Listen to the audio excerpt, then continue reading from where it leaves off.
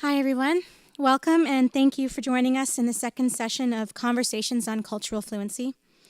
My name is Caitlin Dubicki, and I'm a facilitator working at SNP and at the Deyohahá Indigenous Knowledge Centre. And there I help to organize this public lecture series. And I'm happy to welcome also our guest speakers today. We have Dan Longboat joining us, Neil Patterson Jr., and Sheri Longboat. And of course, our moderator, Rick Hill. We have a fantastic session planned for you today on Haudenosaunee Ecological Knowledge and the Dish with One Spoon. Conversations in Cultural Fluency is intended to be an opportunity for collectively sharing our Haudenosaunee knowledge, creating a space for exchanging our understanding and ideas about that knowledge, and exploring how that knowledge applies to and enriches the daily lived experiences of our families, communities, and nations. As you can imagine then, dialogue is an incredibly important part of this process. So to all of our audience members here today and those watching online, we hope you'll join the conversation, either by asking questions here or by sending them in via Twitter. You can use the hashtag Cultural Fluency SNP.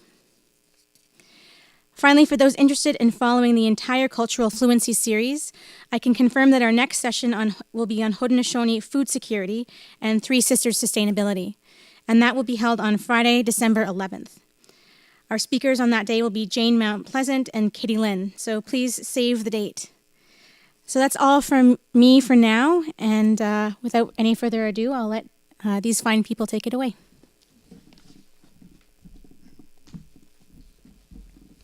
Thank you, Caitlin. So today we're going to take a look at just what is Haudenosaunee Ecological Knowledge. Several years ago, when I worked for the Joint Stewardship Board, we had a community research project. We just went around to families and asked about what did they understand that Haudenosaunee ecological knowledge to be and how did they apply it in their life. And we got a diversity of responses, and it kind of got me thinking about how well do we all understand this, and how well do we have the capacity to put this great philosophy to work. So today we're going to take a look at that, and what is Haudenosaunee ecological knowledge, and how have we experienced this knowledge? I'm asking our speakers to talk about it, kind of personalize that. How have they come to understand its meaning? And what are the lessons of the past that our ancestors passed on to us could be used for the sake of the future? We're particularly concerned about what is going to be the ecological state 7 generations from now. And what should we be doing today to help make sure that our ancestors are going to be able to enjoy it? We mentioned that in the beginning, when during the creation story, our people were given what we call the original instructions. And this was a kind of a life plan of how to live here on this turtle island well. It included a lot of this knowledge. One of the manifestations of that knowledge is in this wampum belt here. It's called the dish, the great dish, the dish with one spoon, the dish with a beaver tail. You can see the dark figure in the middle represents a dish. That rectangle represents a beaver tail. And it's supposed to mean that we are all to share the benefits of nature. If we think of nature as a huge dish, and that we all have an equal right to take from the dish with this spoon, we're sharing what it provides. But there were some rules attached to that. You only take what you need to feed your family or to take care of them. You always leave something in the dish for the future and for other people, and you make sure the dish is clean, make sure it's healthy. From the dish come things like the animals that they hunt for food and for clothing. Here's, in this case, these rattles of the deer toe. And when the deer hear that sound, they realize that humans still hold them in high regard. Or when we harvest corn that we're doing right now, that the plants also have an intelligence. And they respond as we show our thankfulness to them. But I also got thinking that beyond our ceremonies, beyond our words of thanksgiving, along the things that we do to honor, what are we actually doing in our lives that represents this ecological knowledge? So I'm very happy to have Dan Longboat join us today. Came through quite a torrential downpour to get here, all the way from Peterborough. And Dan has been an inspiration for me to begin to answer some of these questions about how the creation story fuels our idea, about how our relationship to nature is very important. So we've asked him to come here today and kind of kick us off a little bit more of the grounding philosophy of the Haudenosaunee as it relates to ecological knowledge. But Dan, if you could come up here, please, I'd appreciate it.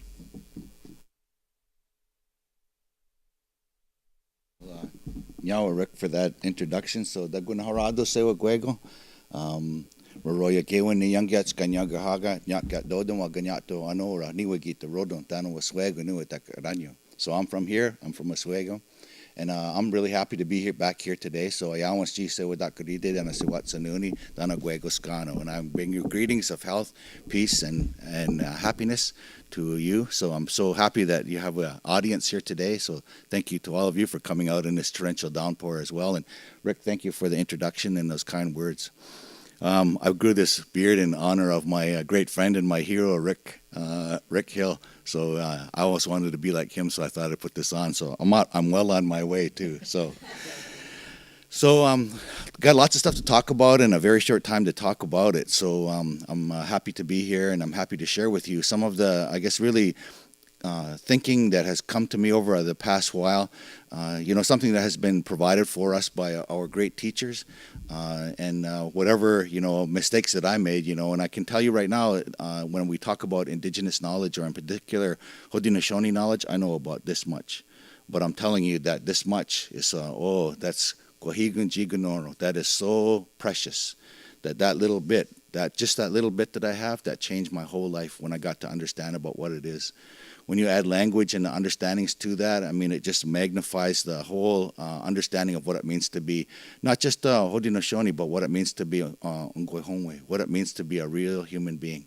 And so I'm very happy to be able to share with you just a little bit of that, in the hopes that you will begin to understand and to be able to see, what it really means, how precious that we as Haudenosaunee, in the knowledge that we have, how precious our lives are, and how very short period of time that we have here, and what a beautiful pathway that our ancestors have provided for us right from the very beginning of time and before there was time, all the way up through to where we are today. And it's our responsibility to learn those things, to pass those on to future generations, so that they can enjoy all of the things that our great Creator had in store when He unfolded and He created creation.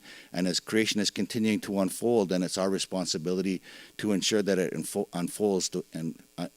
unfolds in a way that He intended it. And so we have to understand about what that process is. We have to go right back to the very beginning to begin to look like that, to understand about, the ideas and concepts that are in there, and those principles, and more in particular, those principles and values that come out of that are the guiding principles and values for how we are supposed to live our lives. And so that, we're very fortunate to be able to have that as Haudenosaunee, because in particular, when you have a chance to travel around to different nations of people, throughout Turtle Island, and around the world, you'll see many indigenous peoples that no longer have their language. They no longer have their any of their ceremonies or their customs. And so for us, to see what we have and what we have left and how vibrant it is, and to treasure and to honor our teachers and our chiefs, our clan mothers, our knowledge holders, our medicine people, our singers, all of those people that are holding those speeches, all of the things that we hold so dear to us, there's a tremendous amount of knowledge and a tremendous wealth of knowledge that's there that can really help to change our lives. I think it's really important, as Rick talked about, when we look at sort of the continuity of knowledge and the pieces that come together. I think that when you look at the cultural knowledge in its totality, I like to refer to them as the Haudenosaunee knowledge foundations, or the foundations of Haudenosaunee knowledge, and there are a lot of them. I'm only going to talk about, just because I have a very short period of time, there's just a couple that I want to talk to you about, and I'll kind of make reference on it.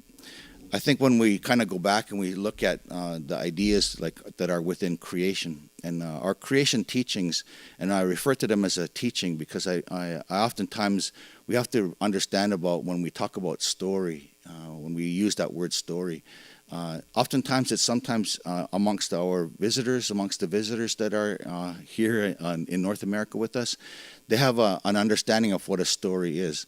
And oftentimes when they talk about story, it's this idea that it's a myth or a fable or something that somebody made up. But I'm going to tell you that what we have when we talk about teachings, those are sacred teachings to us. Those are sacred ideas and concepts, events that have happened, that have been passed down faithfully through thousands of generations of our people to where we are here, and that they have guided and provided an understanding for us as human beings about how to live on earth, And we've made mistakes over that period of time. But each time that we have new knowledge has come to us, new teachings have come to us. And so I oftentimes refer to those events and those knowledge provisions as the foundations of Haudenosaunee knowledge, or knowledge foundations within our Haudenosaunee culture. And those things, you start off with creation. You look at the coming of clans, the social organization of who we are and how we're organized. People lived like that for a very long period of time, and they wanted to, as more human beings came, they wanted to give thanks. And so they organized, and that's when the fatherless boy came amongst us and brought us our system of the 4 sacred ceremonies. Time goes on, people live like that for a very long period of time, and they started to forget about those ceremonies. They started to forget about the teachings, the original instructions that we were given at creation. They forgot about the Creator, and we ended up in a very dark time in our history, and that's when they sent Roskanahawi, the peacemaker.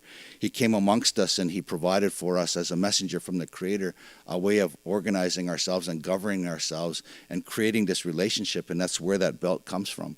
And that's where the concept of the dish with one spoon comes from, because that's what he did when he organized those 50 chiefs together, and he sat them down in a big circle, and he made them. They said, how should we share, and how should we live together? And that's when he said, let's take this bowl that will represent the earth. Inside of it, we'll put a beaver tail soup, and we'll put a spoon in there, not a knife, so that no one will be cut and no one will have bad words or hurt one another or hurt themselves, but we'll just put a spoon in there. The beautiful part behind that is that as those chiefs were sitting in that circle, those leaders were sitting in that circle, they were able to understand that he said, take as much as you want for yourself to satisfy yourself, but always keep, an eye on the rest of the chiefs that are there, the rest of the people that are there. And I always kind of akin that to, when you're looking at all of those things, when you have, and I always like to, in my mind, I envision that those 50 chiefs sitting there eating out of that big wooden bowl, that beaver tail soup, and there's one spot that's beside the peacemaker as he's talking to them. Maybe one spot that's vacant. And that represents, in my mind at least, the coming generations. So the idea, take as much as you want, all the way that will satisfy you, but keep your eye on the other leaders there, so that even the last leader, the last chief, will be able to have some soup. But even more specifically, that there'll be some left for the future generations ahead of us. It's like, oh man, how beautiful is that? That embedded in our minds is always this legacy that we're leaving, always the benefit and the welfare of the coming generations ahead of us. And that just doesn't mean the generations of human beings, it means the generations of all life. Everything that we have that surrounds us, trees, animals, birds, the water, fish, everything that exists in the world, the sun, the moon, the stars, to always leave something there for them, to always have their welfare in our minds, to care for them. And so when we look at that, what we've been provided for, and just like one little small thing within that immense teaching around the Great Law and what he was able to provide for us, that's so much knowledge that's embedded in there. Our people lived like that under the Great Law for centuries, if not millennia. And we came to a time when there was newcomers that came amongst us, and some of us, we forgot about, again, the things that were important to us, and we became kind of entrenched in another way of looking at it. And the history, about the abuse and the alcohol and all the atrocities that happened over our lands and our villages, and how we were displaced in the wars and things that we were impacted by. To the time when Handsome Lake received his visions in the 1790s and told our people about how to live again and rekindled and renewed those principles that came out before. And so he provided then for us an understanding. And I can tell you, that, when you look at that and you look at the text that's in there, that's sometimes controversial because you look at that, but again, keeping in mind that, that's a written text that may or may not reflect the real original oral recitation of what the principles are within Handsome Lake. And now, since 1800, 200 years later, 200+ years later, we oftentimes count on that. But again, looking at the principles and values that are embedded within that teaching to renew us and to re-strengthen us as real human beings again, and to put us back on that path. Explained a lot of different things in there. And again, as we talked about, some of those are controversial. But again, you have to go back and think about that. What was in the people's minds at the time? I often like that my good friend Bill Loran from Akwesasne, when he always says that, when he's talking about language and he's talking about certain events that happen, he always says, always go back and understand what's impacting the people's minds at the time. And so to understand what that is, you have to go back and to begin to look at that. So a simple thing like when they talk about a woman should have, so many children, 10, 12 children, depending on the versions that you hear, they talk about, is that a good thing? And what does that do for women and all the rest? And, is that respectful of women? Well, you got to remember that at the time our numbers were decimated. Our villages were all torn up, and we were scattered all over, and a lot of our men had been killed in battles and in war and fur trade and alcohol and abuse, all the different things that were happening. So our numbers as the Haudenosaunee were down very low, so they wanted to, again, rebuild the nation. So that was one of the things that Handsome Lake provided for and gave instructions to that. There's a whole lot of other things that are in there, but the idea behind it is that we were given a way of being able to kind of cope and to understand and some principles about how to live in the world again. My point of that whole thing is that it culminates really in the cycle of longhouse ceremonies that we have today. And what's really beautiful is that our cycle of those longhouse ceremonies, all of our ceremonies are tied to how the earth is unfolding, how creation is unfolding. So as the thunders have gone, we're getting ready for midwinter pretty soon. In the springtime the thunders come back. We'll get ready for our maple syrup, maple sap. We'll get all of those other things that are coming up, planting and our seed ceremonies and planting and sun and moon ceremonies, harvest ceremonies, all the way through.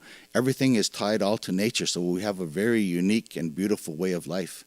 So looking at those ideas, and I want to provide this for you that that in each one of those knowledge foundations, creation, clans, ceremonies, the Great Law, teachings of Handsome Lake, and the cycle of longhouse ceremonies, there are each time that the people were faced with a particular problem, a particular issue, they were given a new set of knowledge to be able to resolve the issues that were impacting them. Each time the human condition became more and more complex, each time then the resolution to that became more and more complex. And so we have this huge collection of knowledge that we have that sometimes that when you look at it and you begin to kind of really study it, you'll see that there are certain principles and values that come out of that. In particular, if we start at creation, there are many implicit values in there that talk about certain things like, as an example, responsibility, about respect, about reciprocity, about this idea of relationships. Embedded within that kind of way of thinking, then those things are renewed and confirmed in the next set of events that happen, as in the clans, that then is again accentuated and built upon and added to when we talk about ceremonies. That's added to again when we talk about that in the Great Law. So each time the human condition issues around the human condition were there, then each time we were given a solution. And so we have amassed over a period of time this huge amount of knowledge that we have at our fingertips that's embedded within the oral tradition that our leaders and our chiefs and clan mothers, our faith keepers, our knowledge holders, our medicine people, all of those people are holding on to those things for us, and all we have to do is ask them to be able to fully understand what it means to be a real human being. It's embedded within those teachings, and for us as Haudenosaunee, that's our birthright. That knowledge then for us has faithfully guided our ancestors from the very beginning of time all the way to where we are today, and hopefully that we'll be able to learn them and pass them on to our children and our grandchildren, and so that they will be able to enjoy the kind of life that our ancestors and the Creator has provided for us. So for us then, looking at this idea of knowledge and in particular around Haudenosaunee ecological knowledge, it's embedded within all of those teachings that we talked about. For us, to be able to really understand them and to be able to utilize them, it takes a long time to be able to learn them. And it's a lot of, as Henry Lickers talks about when he comes to visit, he talks about 1,000 pots of tea. So it takes a long time to be able to learn them. And again, there's certain protocols that we have to be able to observe, in the learning of that knowledge, and certain respect that we have to provide for our teachers. And again, keeping in mind that, over a period of time that we have to kind of travel around to get different ideas and things and to be able to learn from them and to be able to put them into our minds to see how we're doing as far as what we're learning and how we're bringing everything together. But again, go back to those principles and values that are embedded within the original teachings and begin to say, do they line up?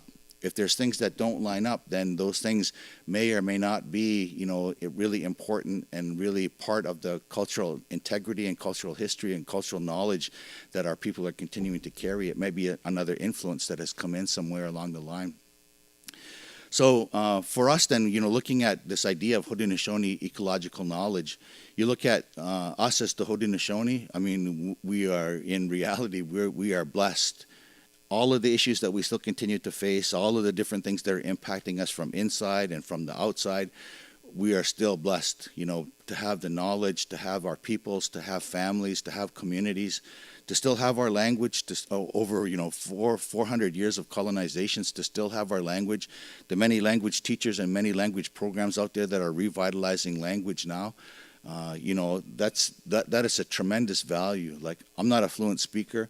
I only know this much, of the language. I only know this much of the culture, but I can tell you, I am so happy to have that, and I love to be able to talk about that and share that with other people, so that they can add on to their knowledge, and that we can rebuild the integrity, the spiritual integrity of people again. What we're talking about when we talk about terms of environment and we talk about terms of, in particular, around ecology, understand what we're revitalizing here. This is the revitalization of human spiritual integrity. That's really what this ideas and concepts are about. That's why we have our culture. That's why we have our teachings. Why? Because they're there to make us the best human beings that we can be. It's plain and simple. Our great ancestors, apart from what anthropologists and ethnologists will tell you, they didn't learn by trial and error. They talked to us in the oral tradition that it was our great ancestors that their minds were so good and their hearts were so pure that they could actually talk to those animals, those birds, those trees, those different beings that manifested themselves and told our people how to live so long time ago. We had that ability to be able to do that. And that's what the knowledge has provided for us over a long period of time, and our people have used that knowledge and have faithfully put it into practice and have passed that on through thousands of generations to where we are right now. And that's how beautiful and how powerful it is. So when we think about Haudenosaunee knowledge, understand what it means to be Haudenosaunee. When we talk about ecological is really another preference for this idea of relationships between things. It's things themselves, trees and birds as an example, but it's the relationship between it. Everything that we see in our teachings, in our world, always talk about the relationship between it, the sacred space in between it. That belt that's sitting on the table there, that Two Row Wampum belt, it talks about the sacred space in between it that separates the people but conjoins them at the same time. We're joined together into sailing down the river of life together, held by those principles of peace, friendship, and respect. So the idea behind it is that there's sacred space between that, and our responsibility is to learn and to understand the sacredness of that and to put that into our daily lives about how we live, how we care for ourselves, how we are between one another, that we have good relationships, that we love and care for each other, that we always help and share with each other. That's the premise of who we are as Haudenosaunee. How we relate to our families, to our community, to creation, to all of the universe, to the cosmology, everything that exists in the world. They're waiting for us as the real Ongwehongwe to be able to look up at them and to say and to greet them and to say, thank you. Thank you for making me a human being. Thank you for caring for us for these thousands of years. Thank you for still doing the job that you were given so long time ago by our Creator, and that you're still faithfully fulfilling that. Thank you. Real simple things. So when Rick talked about those ideas of the original teachings that come out of, the original instructions that come out of creation, there's a lot of them there. I like to talk about 3 in particular. Love one another. Care for each other. Always share with each other. Help one another. Always be there to support and to sustain each other. Number 2, learn how to live within the cycles and balances of the natural world. There's all of those things within nature that was our great teacher, and that's what he provided for us. Let nature be your great teacher. It was all those things that exist within nature, the trees, the birds, the animals, the plants, the medicines, all of the different beings that manifested themselves came to our ancestors, as I mentioned, and they taught our people about how to live. And so they provided that for us, and so they taught us about how to do that. They provided those songs, those teachings, the ceremonies, all the things that go with that to be able to thank them, the protocols necessary to be able to engage with them, and they created that lifelong relationship. They have carried us on their back. And when we talk about a simple, but yet beautiful thing like this has carried us on its back for thousands of generations when it first came to us. And again, in different versions of the creation, they talk about that this is a sky world food that came from the sky world. When Gajijagayun was holding on to the sky world and she fell through, that she had these little seeds in her pocket in one version. And when her daughter passed away, she put those onto her grave, and from her grave came corn beans and squash. This is sky world food. So when we eat this is spirit food for us. This imbues, empowers our spirit, and that's how beautiful that this is. This has carried us on its back for thousands of generations of our people, right from the very beginning of the human beings. And we have carried it on our backs for thousands of generations of human beings. And it's our responsibility to understand our sacred relationship with this and how that we have worked together over a very long period of time. So many different things that are embedded within our teachings, many different ideas and concepts that we have been provided for. The whole process that we look at around knowledge and understanding the systems of knowledge, that it's a complete understanding of how the world works. So, I always like to kind of talk about it in terms of when you talk about, Western philosophy, and our really great friend, the late John Mohawk, he was friends to all of us and had so much knowledge, and we were so thankful to be able to have him amongst us. And John always used to talk about, that, in Western philosophy, they have this idea that, there's three great things, like who are we, why are we here, and where are we going? It's like, for us as Haudenosaunee, everything is answered in those teachings that I just mentioned to you. We know who we are. We know why we're here. We are all here to work for the continuation of life, just like everything else that exists in the world. Birds, animals, trees, grasses, plants, the sun, the moon, the stars, the thunders, everything works. And I like the way that our great teacher, the late Jake Swamp, talks about it. Everything, he says, think of creation as one big family, all working together to sustain and to perpetuate life. It's like, whoa, man. You mean the sun and the moon, our great uncle, the great warrior, our grandmother, the thunders, the brothers and sisters that we have as plants and animals and things that surround us that are here, are all one big family working together to sustain and to perpetuate life. And we're here as the little human beings, and we're thinking, what are we supposed to do? We fall in line with that and follow the footsteps of our ancestors, because they have continually worked for life, for the continuation of life. Those ceremonies that we have are not just nice songs and dances and food to eat. Those things are giving thanks to and empowering and recognizing and expressing our gratitude, our respect and appreciation to all of those things that work to sustain and to perpetuate life. So you look at that and the wealth of knowledge that we have, it's a tremendous opportunity to be able to learn and to engage with that. Because I'm going to leave you with this. This, what we're talking about here when we talk about Indigenous knowledge, and I understand, this has been, as John talked about before, and as, my great teacher, the late Jake Thomas, always talks about, is this knowledge that we have is an immense knowledge that no one person can learn everything.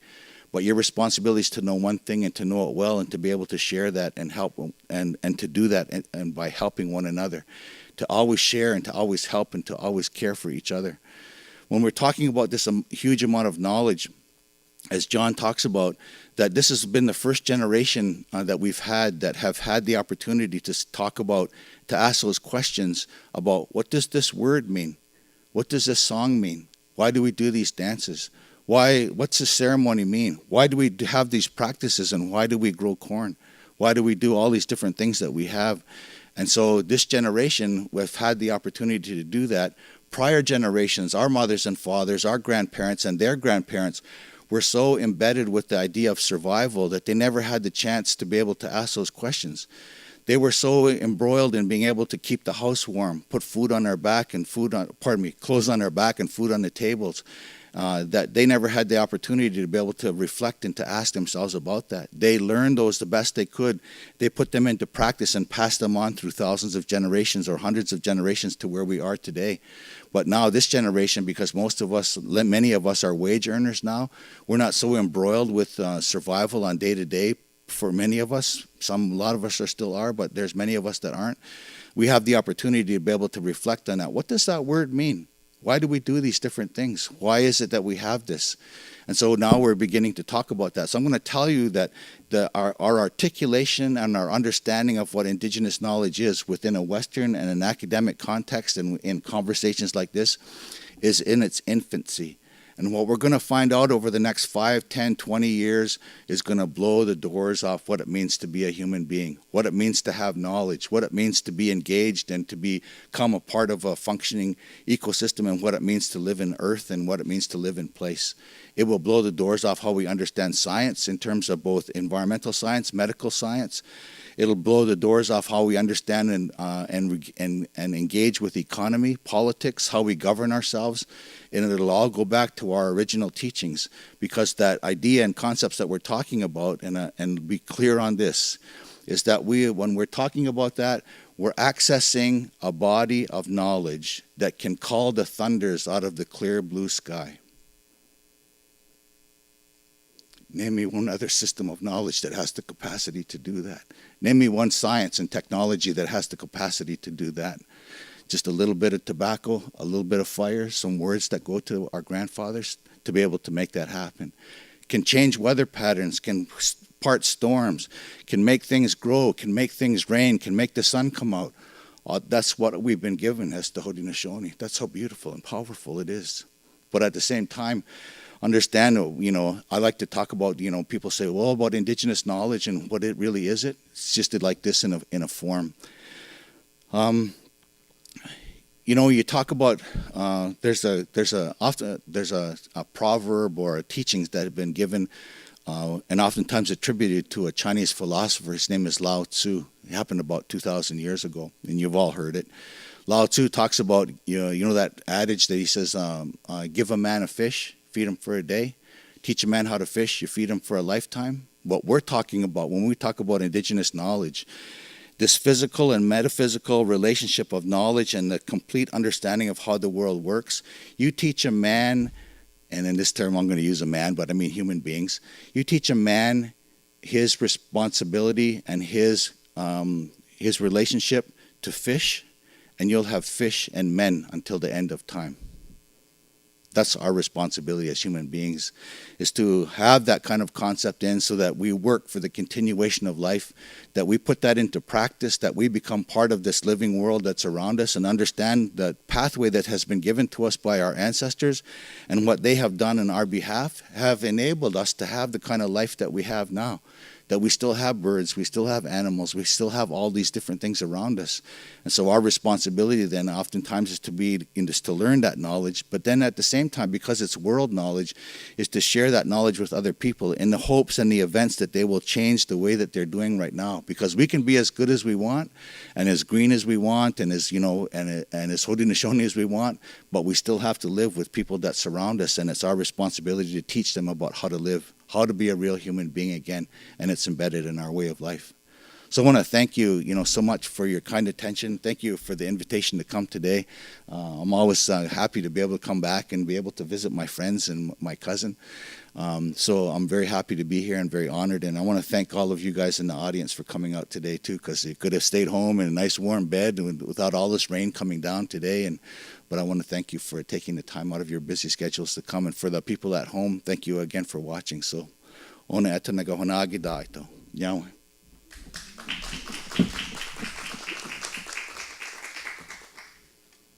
Could you just take a minute or two?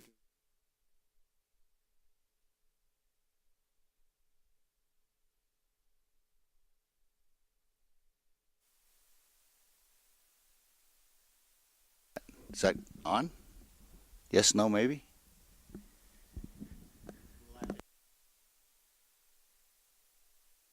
It is. It's on now. I guess when I was I did a whole bunch of jobs. I'm a Trent grad. I graduated from Trent University back in the 70s, and I did a whole bunch of different jobs after I graduated, and I decided, at one time I was pretty well. I guess I was probably in my late 40s or mid 40s, I should say, and I decided that I wanted to go back to school. So I went to York University and I did a master's degree in education, or pardon me, environmental studies, that focused on the development of this program that I created. It's called Indigenous Environmental Studies. So I took Indigenous Studies and Environmental Studies and I put them together in a program.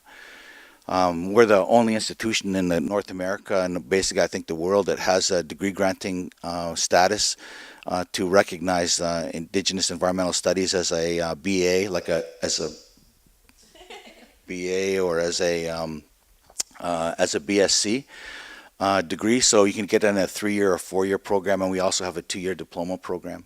So it's a really unique discipline, and it's an emerging discipline, and there's a lot of interest that's developing across the country in it.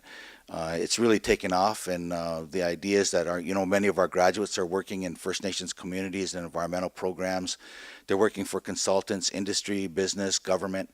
They're doing research nationally as well as international research. They're traveling around. A lot of them have gone on to do graduate work in master's and PhD level programs. So it's a really unique program, and I'm really happy to be able to, create that and to share it. We've got some really, we've got awesome students in our program. We teach about, student courses, about 225 students. So it's emerging. We've got about 30, right now I think we have around 32 or 34 majors in our program. Half of them are in studies and the other half are in sciences. So it's a really kind of interesting opportunity and a really interesting area to move into. For my PhD work, I looked at this idea of island biogeography, and I was really fortunate. I had my great brother-in-law, my friend Paul Williams, help me with it. So we worked and kind of put this thing together, and over a long period of time, we were able to come up with this idea that, we looked at this idea of what happens when you have an island surrounded by sea, and then when you introduce an invasive species into that. And so you have this war then between invasives and endemic or native species. And so what happens then, the displacement of those native species and then the restoration of the native plants back in and the eradication of the invasives. How do you deal with that and the processes and practices within science about being able to do that?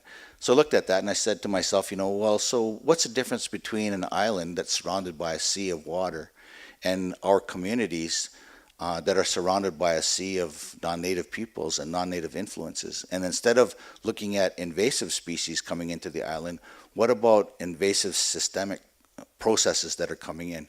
Foreign forms of education, governance, economy, healthcare, social programming, religions, all those different things that are impacting us that are excluding or damaging or causing harm to the nativeness of our community, the indigenousness of our community. How do we revitalize that? And are there techniques and processes within science that we can look at that can create a balance between some of those things? Because again, some of the things that we have been that have been brought to us, some of the things that we use, like what we're doing right now, are good things. We can use those for good things. But at the same time, we have to look at what is the foundation of who we are and how do we revitalize that. So that's kind of what my PhD dissertation was all about. Oh, that sounds great. Did you have a question for Dan?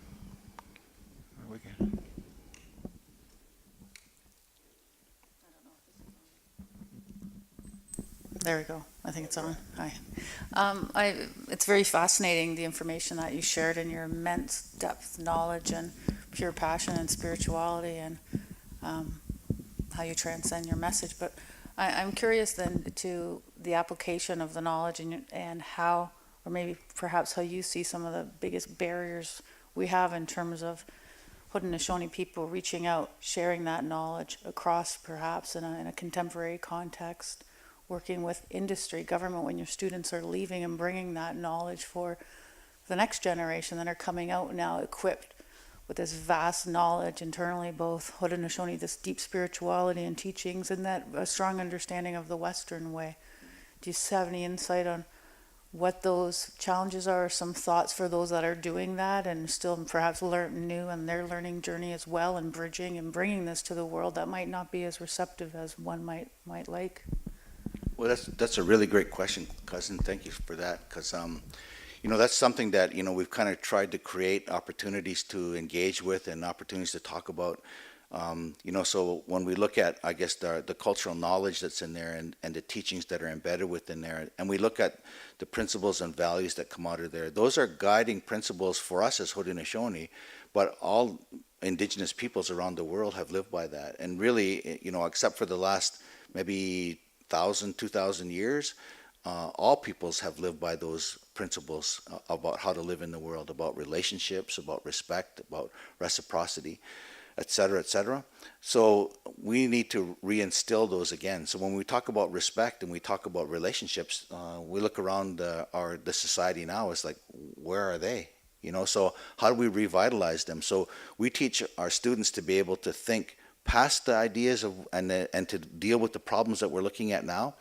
And we encourage them to have this integrative thinking piece that looks at environmental sciences and the scientific method, the scientific approach, and the amount of knowledge that they've accumulated within that academic discipline, to think of that as a tool on their tool belt. And it provides them with many disciplines, as you're going to hear Neil talk about. It provides them with many different tools on a tool belt that will really then enable them to be able to do the work that's laid out. But at the same time, then we've got on the other side of those tools, all of the Indigenous knowledge and the Indigenous thinking that's there, the practices, the premise, the behaviors, the traditional teachings that we can also begin to look at and say, hold it, I've got a wide range of understanding. It's broader, deeper, richer, and a way to understand how to resolve these issues that are commonplace to all of us. Contaminated water, issues around our food, issues around the loss of habitat, the loss of biodiversity, the extinctions of species, climate change. I mean, it goes on and on and on. And I think that our knowledge is really the only new knowledge that's out there. And I like what my friend Manulani Meyer from Hawaii talks about when she talks about new knowledge. I mean, to the West, this is like new knowledge about everything is connected, and everything, works together and everything works to sustain itself. It's just like, well, hold it, that's not N-E-W new. Manulani talks about that, that's K-N-E-W new. So we've always known about that. Come and ask the Indigenous people. So part of the ideas and concepts that we're talking about is that some of those barriers that we face is our inability to look at the knowledge in its totality, that we oftentimes take just little bits and pieces out of it and kind of try to make sense of it, or only focus on one part of the knowledge, all of those knowledge foundations, without understanding the integrity and the building and the capacity that's provided in all of those things. And at the same time, I think that, part of the things we need to do is that this, the knowledge that we have is, while it's very precious, it's very powerful at the same time. To understand that, it has that ability, as we talked about before, to call the thunders out of the clear blue sky. That's a beautiful piece of knowledge, not to be misunderstood as that it's not a power relationship over. It is an illustration of a complete synchronicity with how nature works. That's the mindset of our great ancestors so long time ago, that they were embedded in and tied into nature. And so I think that, the opportunity is there. And then how science begins to look at it and how the West is, we don't really have to do all that much. We just got to know our own stuff and get ready, because all of the systems that are out there, the societal systems, the medical systems, the education systems, the criminal justice systems, the economy, the political system, all of those things are shaking at their foundations right now in terms of their ability to sustain themselves. You look at the collapse of, global economic and the impact of global economic changes. We don't even understand about how climate change works, and we're thinking about, we need to go down here and make this money and dig this mine and do this and this. It's like, hold it, you got to understand about what we have the capacity to do here, and the influence of human activity on changing global climate. It's like we don't really have to do that much, because those systems are becoming every day more unsustainable. So we have to get ready, because then we'll have the alternative to be able to work with some of those things. It's not a process of trying to prop those things up. It's looking for new alternatives and new ways of doing things that are based on ways that our ancestors have already put into practice for thousands of generations. That I like to say that they're like that Chevy commercial, tried, tested, and true. advertisement for Chevy there, but the idea behind it is that it's been proven over thousands and thousands of years of human existence within our traditions. Well, that's great, but we're going to have to move on. I'm going to ask Neil Patterson if you could join us. He has a PowerPoint to talk a little bit about the role of the Haudenosaunee Environmental Task Force and his own experience in ecology. Chwan Oskanahe, Igisa Sete Direchaks, Disna Wakanene, Skarude, Equahewe, Gaya Dakre, Wagiutne, Skarude, Afnawet, Udeya. So my name is Neil Patterson Jr. I'm from Tuscarora, and today we're not well known. We're sort of a little bit of the latecomers to the Six Nations Confederacy, and it's been my job and duty to sort of introduce myself in my own language. There's one guy left in the world who speaks Tuscarora.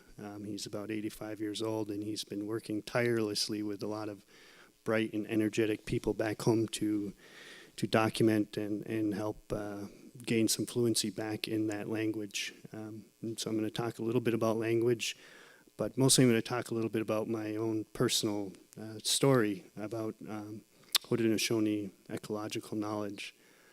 And I first want to thank Dan for bringing us a very clear and but gentle reminder of our responsibilities. And I was just thinking, sitting there, about how great it would be to have more of these forums. So I want to thank Rick and Sheri for participating with this idea of bringing together people who can contribute to this new birth that will happen. And I agree with Dan that we're going to see in the next 5, 10, 15, 20 years a real the prophecy play out, whereby at one time our ancestors told us, you will speak to the world.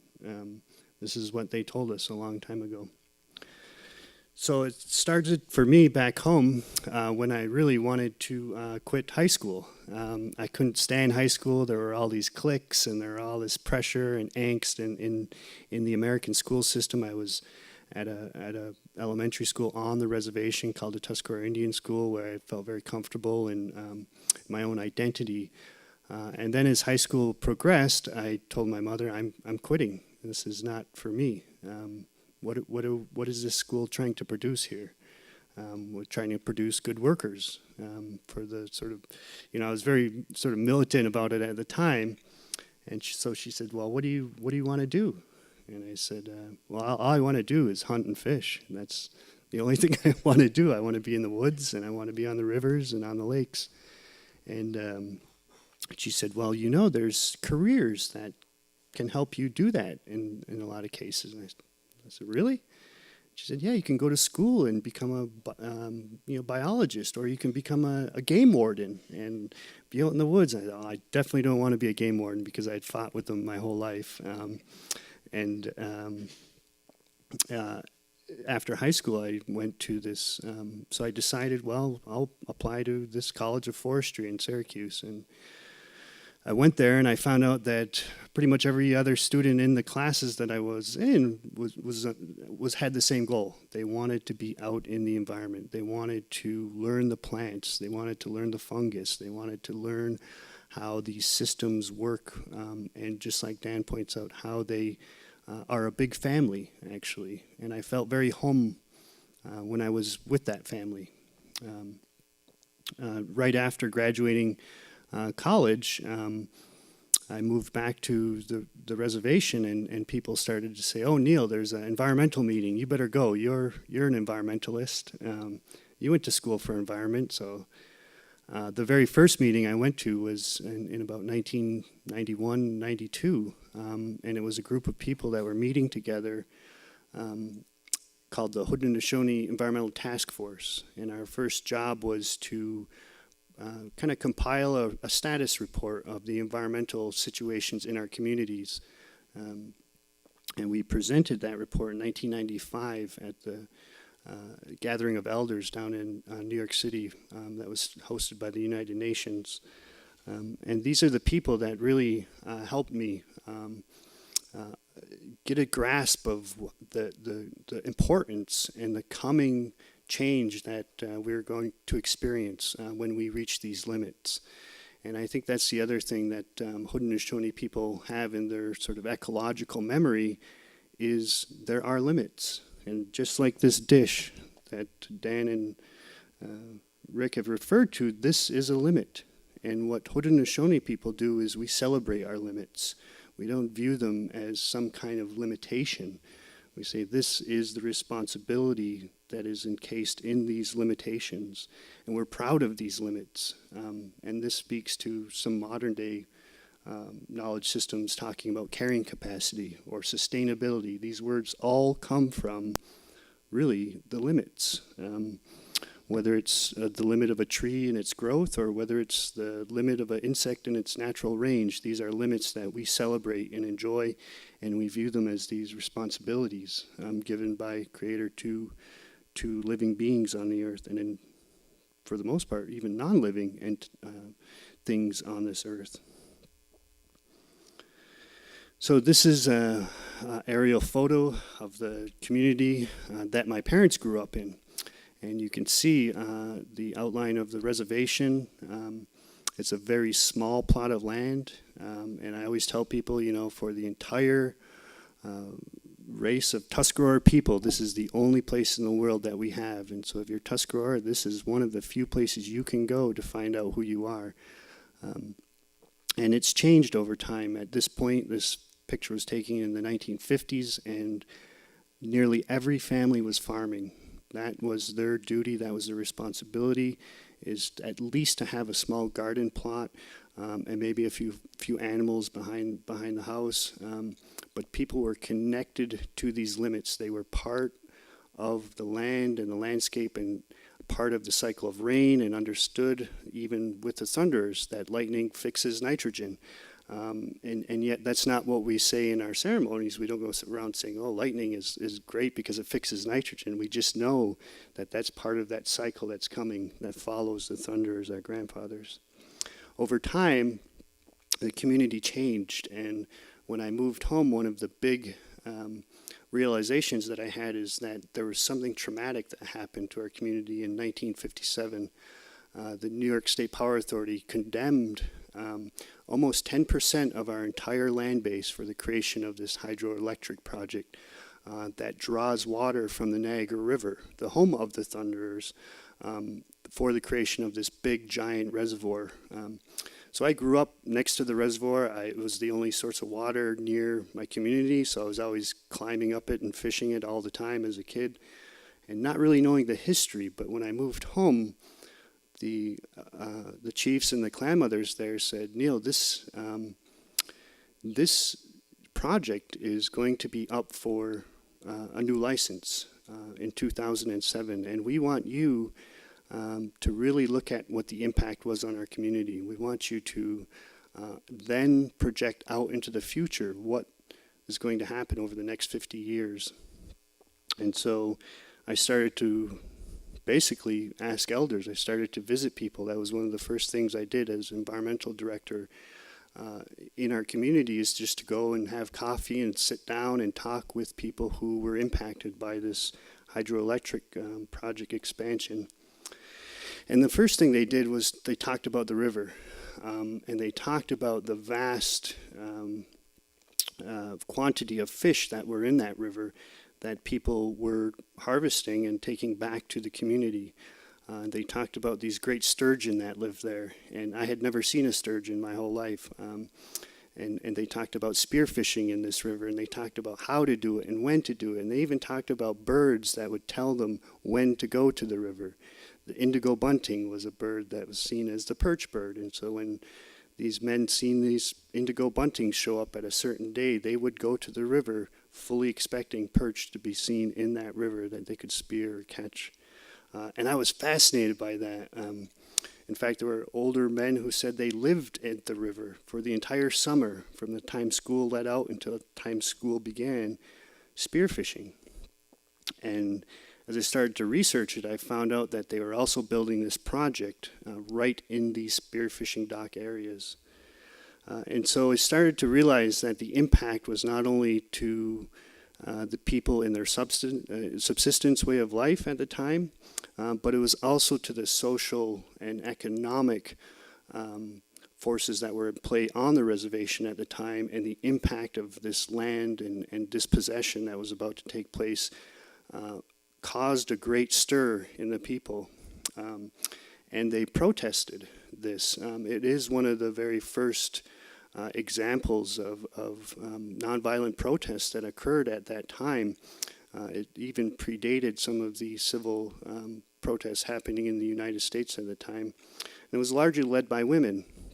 It was the women who were called upon and took their own initiative to say, we cannot lose any more land. Unfortunately, the case went to the Supreme Court in 1960, and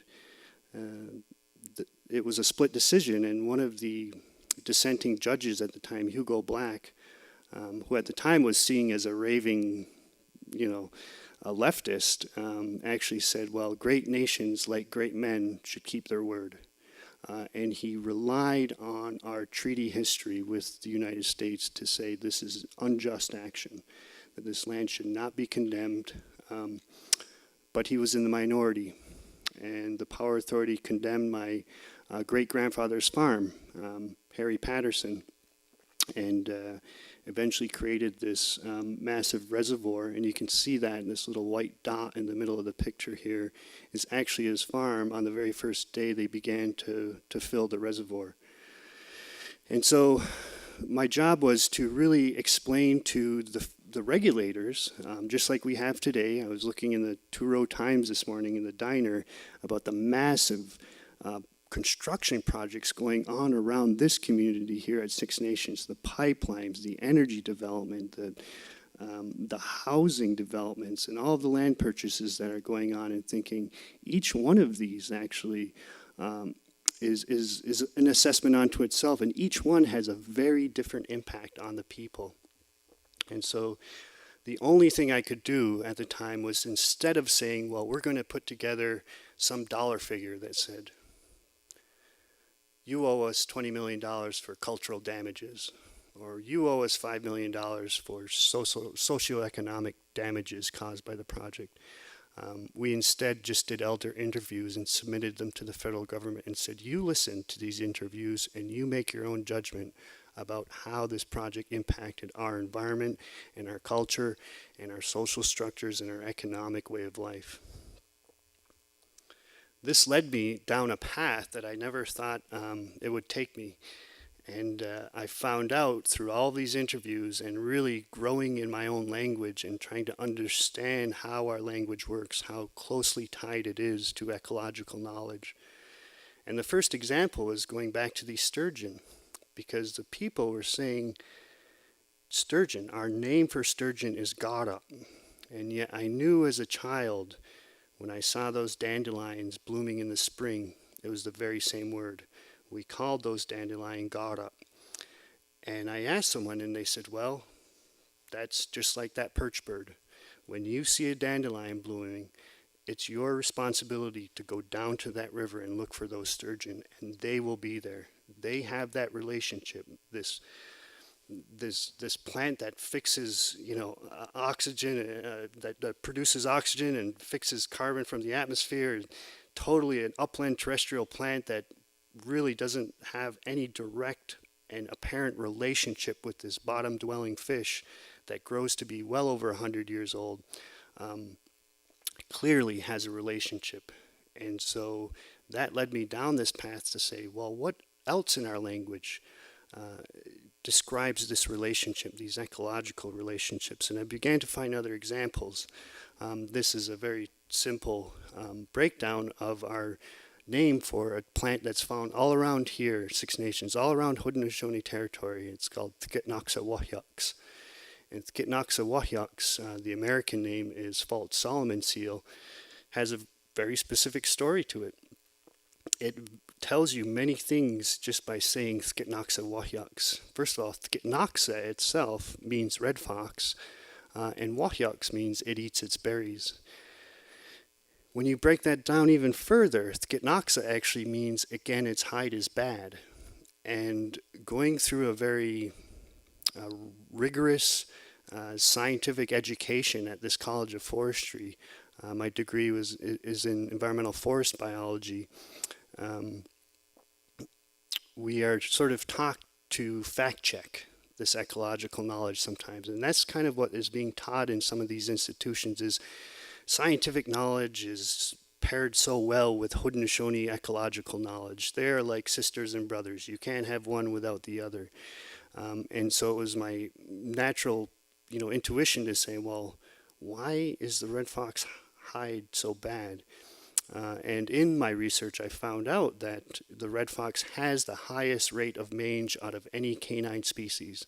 And if res dogs get mange all the time. But it turns out that per species, red fox has the most amount of mange. And so even in this simple statement of saying Hodinohso wahyaks comes the question, what is the relationship between red fox and fault Solomon seal?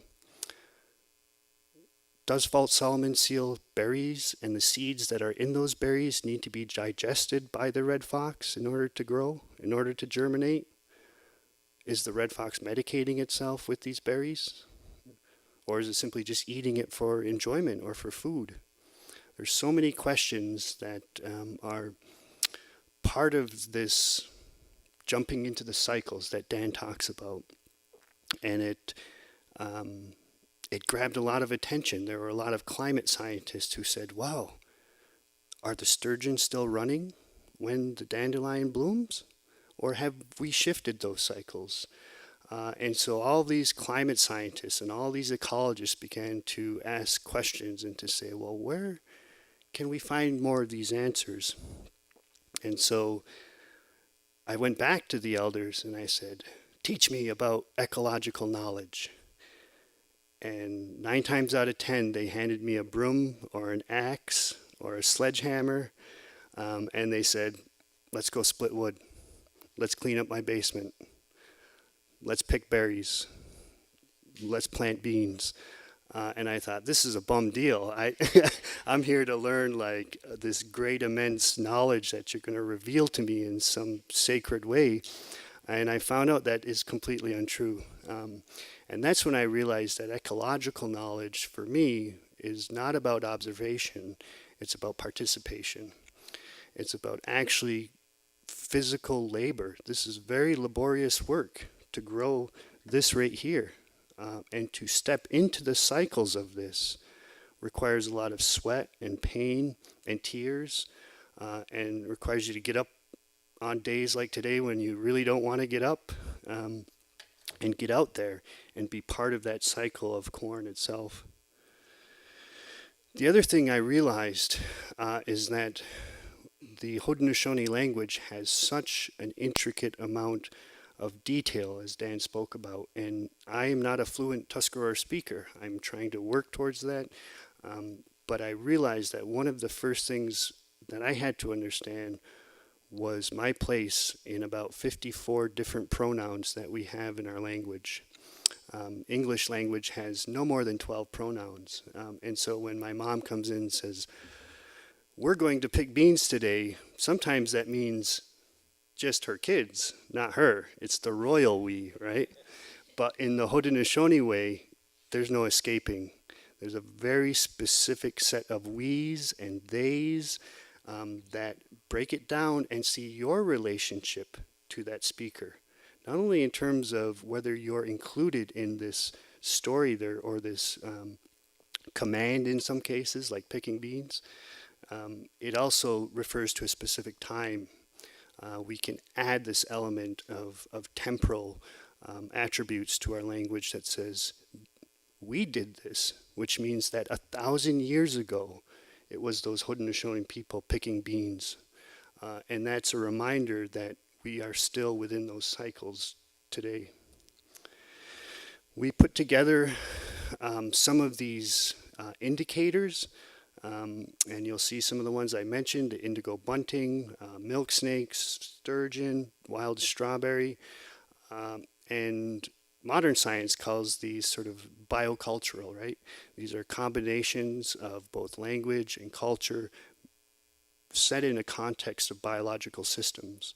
And I think this term biocultural sort of encaptures our strategy as HETF is, the regulators who work with us say, well, you have to comment on water quality standards, or you have to comment on the impact of this pipeline to the stones and bones in the ground there. But that's not a biocultural approach because our culture is still living. We are not just stones and bones.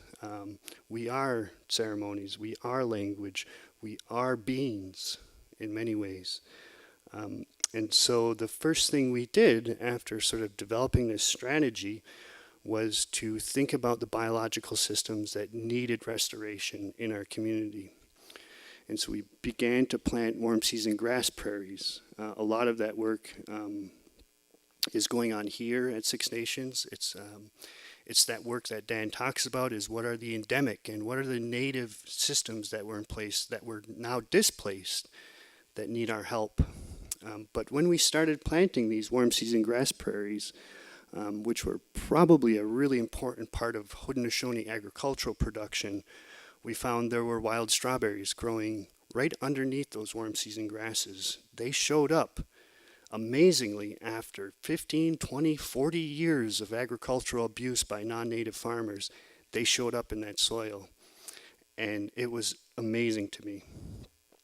And then it led me to think, well, here's another biocultural example. We are restoring ecological functions of soil and biota that actually provide us food. And so we began to think about food restoration. And as Dan points out, we're not any different. Here's a clan mother on her cell phone while she's grinding apples to make applesauce. And so we have to work use these modern tools to actually go back to what we did, and that is we preserve food. Because in this part of the country, food is scarce in winter. And that was one of the first things our people learned is we have to prepare for the winter. We have to think about what it's going to be like when these plants aren't growing. It led us to many workshops and instruction going back to things like how do you braid corn. And these 4 young men here had really never even seen Indian corn, much less learned how to braid it. And you can see how happy they are, actually. After very sore thumbs and slices on the fingers from that corn husk. And then we continued that journey, not only in our community, but into our indigenous territory of Haudenosaunee people. And for Tuscarora, that's a huge swath of land that goes all the way down to North Carolina. And so one of our first big projects was to say, let's recreate that journey that the Tuscarora made when they heard about the 4 white roots of peace growing up on Onondaga Lake. And for us, it almost holds a very different and special significance, this great law of peace that was laid down that shows us how to live, because it was an invitation. We weren't part of that original 5 Nations Union, yet we knew about it living in North Carolina. And my goal here was to retrace those steps. What was it going to be like to walk from North Carolina with everything on our back to Onondaga Lake?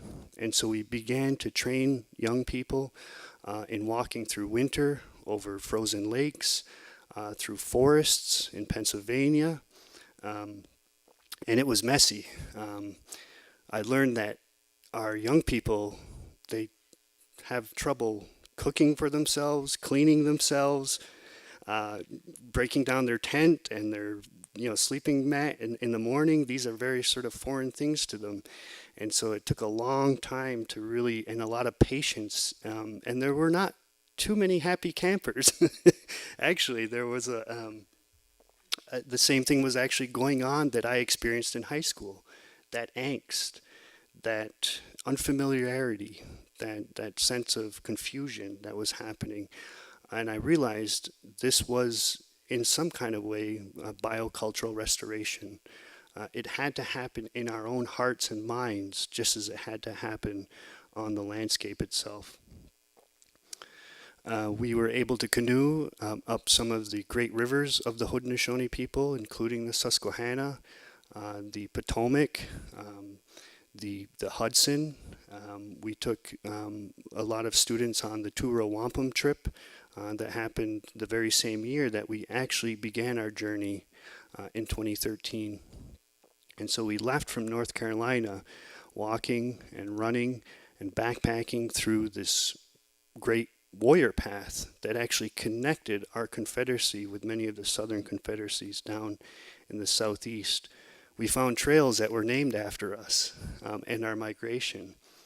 And we did it through good weather and bad weather. And some people were not too happy about trying to find these trails. It was really tough for them to think about how to find your way in the woods. And we visited old Tuscarora sites that had probably not been visited by Tuscarora people in, well over 100 years, that were sort of out of the way. And we arrived back home after 70 days and 1,200 miles into our community, where we were greeted by our elders who cleared our ears, wiped our eyes, and gave us a drink of water to clear our throat, because we had been through what we call in our way like the thickets or the thorns. And so going back to the theme of this this forum here, one of the things that sort of reinforces what Dan is saying is the modern realization that this dish with one spoon, this wampum belt here, is many ways a representation of the word ecology. We think about not only the limits of that dish, we think about the relationships of the people sitting around that dish. And just as Dan points out and Rick points out, we are cognizant of all of our relationships to each one of those beings that sit around this dish. And it's no different, and it's just curious, it's fascinating to me that this theory, which is now called systems ecology, and was really only a very modern artifact created in the 1940s and 50s by a scientist named Howard Odum, is starting to draw these systems diagrams. And so when we think about these pipelines, when we think about these hydro projects that condemn our land, we have to think about all of the energy in those relationships between all of the inputs and all of the outputs. And this, is where my study is taking me now. I'm pursuing a master's degree in natural resource management and really looking at energy flows within these systems. And it's this boundary that I'm so proud of. I'm so happy about that boundary, and yet in the classes I'm taking, people are very fearful of those boundaries. They talk about 350 parts per million in the atmosphere. Oh no, it's 386 right now. We, of CO2 in the atmosphere. They talk about food systems and genetic engineering and our limits to modifying life. But in many ways, this belt comforts me in each of those classes every day by celebrating these limits right here. So that's all I have for now. Nyala.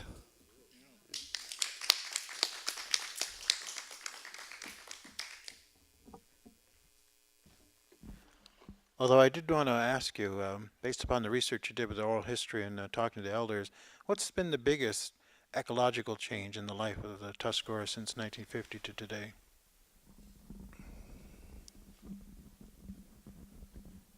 I would have to say would be agriculture. I think when one of the first meetings that I attended with the HETF, there were Leon Shenandoah was there, and Bernie Parker and John Mohawk, all these guys who taught me. And the first thing they taught me is we are farmers. That's what we are. Our society is built around these gifts that were given to us, and it is our duty to reciprocate. And in today's community at Tuscarora, there are literally 2 or 3 families that continue to raise this corn, whereas in 1950 there was well over 25, maybe even 30 families, whole farms that were raising these crops. And so people lived by those limits. They knew winter was coming. They knew that that ground was getting warm, and when that Baltimore Oriole showed up, that was their duty to plant corn. And today, when Baltimore Orioles show up, it's sort of we enjoy their song and the sight of them, but it it doesn't imbue us with the sense of responsibility and the sense of a need that people had. So it seemed like agriculture was one of the biggest impacts. I think the other impact that was pretty clear in the interviews, though, was that we lost our sense of trust with federal and state governments to protect us and to uphold those treaties that were made with our people so long ago. It just reinforced the notion of dispossession, even going forward. And so today we have a community that is hypersensitive. They are always waiting for the other shoe to drop. When something good comes along, the first thing they do is criticize it. They say, "Well, how can that be?" You know, and it's that hypersensitive attitude that comes with trauma. And it's the very same thing with boarding schools, and the list goes on for our people. You know, that's a good point too, of how we've been, you could say our faith and trust has been betrayed. And ironically, we then move away from those very same things we were trying to protect. And as we become more westernized, yeah, it's a question about the future. And we'll talk a little bit more about that as we try to wrap up. But thank you very much for that. Appreciate that. And Sheri, if you could join us and share your PowerPoint with us and learn a little more about the work you've been doing. Well, I first want to begin by just saying what an honor and privilege it is to be following up on two phenomenal speakers and the experiences and the lessons and the knowledge that they hold and carry with them in their day-to-day work. A bit about just a background on myself and who am I, because it's usually the question that comes up. So my name is Sheri Longboat. I'm Mohawk, Haudenosaunee here from Six Nations. I was born and raised in the city of Hamilton, so somewhat disconnected. But throughout my life, I've continued to find my ways back to Six Nations and more closely in learning more about myself, who I am as a Haudenosaunee woman. And through my academic career as well, it's been related to understanding our natural world, our environment, how I've always felt this personal responsibility to know I have a role in the future and I have to move forward with that role and learn more and give back what I can. And for often many years I didn't know what was driving, and it is through coming back, beginning to learn my teachings and my ways, the things that I've been told have been imprinted on me as a Haudenosaunee person, but something that I now have to continue to learn. So my journey is trying to bridge between, and I think there's many people like me when I reach out and I see the people that are coming back. It sometimes can be trying in itself because you're almost battling in two worlds, trying to find that path between the two rows. But nonetheless, I'm here. I feel very fortunate because in the work that I'm able to do, the people I'm able to meet, the people that I'm able to work with, and give me direction on what the next thing to do is. I can relate when I first came back here, and I guess it was 97 to do some work. First thing somebody said was, "You've got an environment degree in geography, well, you should be doing this." And then once I got into education, well, you can be doing this, and you start to see that there's a place, but there's also a responsibility to learn. And as Dan had said, you have to not just take snippets from that, but learn the messages and the gifts and actually the privileges we have as Haudenosaunee people and all Indigenous people. So having said that, I'm the coordinator of the Red Hill Valley Joint Stewardship Board, which was some work that Rick had started and others had started many years ago, and it's in the Hamilton region. It's the Red Hill Valley actually is a strip of land in the city of Hamilton that was a natural corridor between the Niagara Escarpment, if you're familiar with the area, and the Lake Ontario. So it was quite an ecologically diverse area. And in the early 1950s, the city of Hamilton had already planned on putting a parkway in this unique ecosystem watershed. The dish, as we want to say, of the Red Hill Valley itself was, I believe, about 13 square kilometers, and there's about 24,000 people living in that area. So those are the people that are directly impacting that watershed. So there were relationships set up, and once this, and I won't go back in the history for the sake of time, but just to express that when the city of Hamilton were moving forward with putting this parkway in and disrupting the natural environment, the Haudenosaunee, the Six Nations, and then the Haudenosaunee Chiefs and Confederacy and clan mothers and faith keepers and other people that were also wanting to protect the valley stood up and made it known that this is a really sacred area for many reasons and that we needed to protect it. So some relationships were laid out to protect this area. And it's also an area that, while we talk about the ecological diversity, it's also an area that has a rich history of relationships, of connections, of sustaining Indigenous peoples for nearly what the archaeological record began to show as we traced it back some 13,000 years. And some of the artifacts that were becoming uncovered as well through this really dictates and shows this history we've had as Indigenous people and throughout the existence within this area, and how much this area is sustained in the wealth and the connection, that spiritual connection and relationships, and need to protect it, which still resonates in the people today.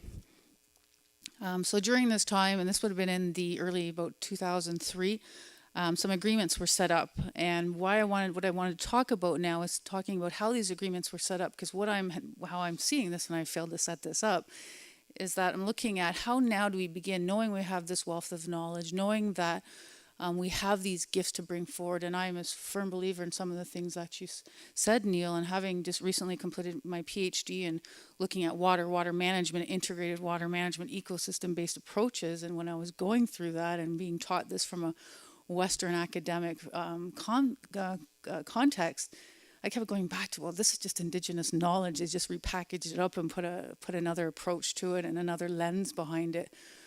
But yet I felt motivated and hopeful because they're seeing it now, and maybe they just need to be brought another way of looking at it. I don't know quite how to describe it myself, and that's probably a personal journey, but there's people that, through working through this, that we will bring this together.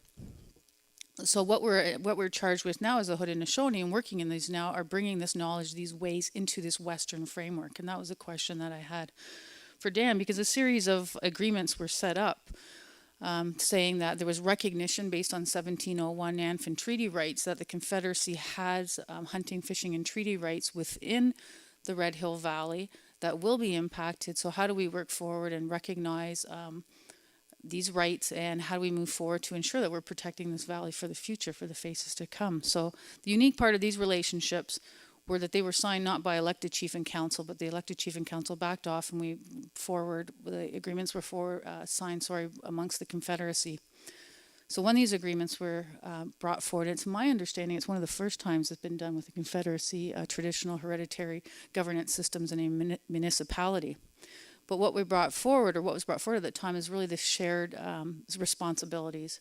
There was discussion over who has rights. We have treaty rights. The municipality falls under their framework of laws and legislative frameworks from the province down to the provincial, federally, municipal. But let's set those aside, which was the relationships. And because we have this bowl, let's work together. Let's protect this together.